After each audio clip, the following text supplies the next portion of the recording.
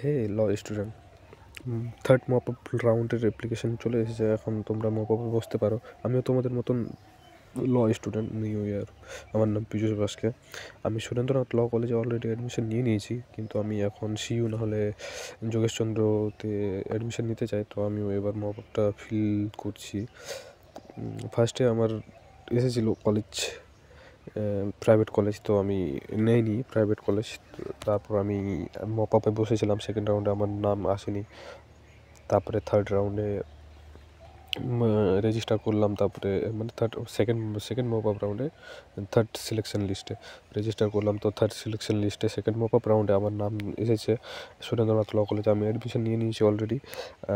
তো এখন আমি আপডেট করতে চাই। তো আমি মপ আপে বসবো। তো এখন ফার্স্ট সিলেকশন মানে ফার্স্ট পেপারে আমার হাজিরা থাকবে, আর সেকেন্ডে যোগেশচন্দ্র। এই দুটোতে পেলাম, নাহলে সুরেন্দ্রনাথ বেস্ট।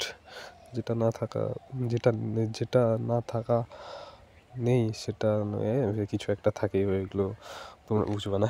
তোমরাই বুঝবা, আমি বুঝবো না।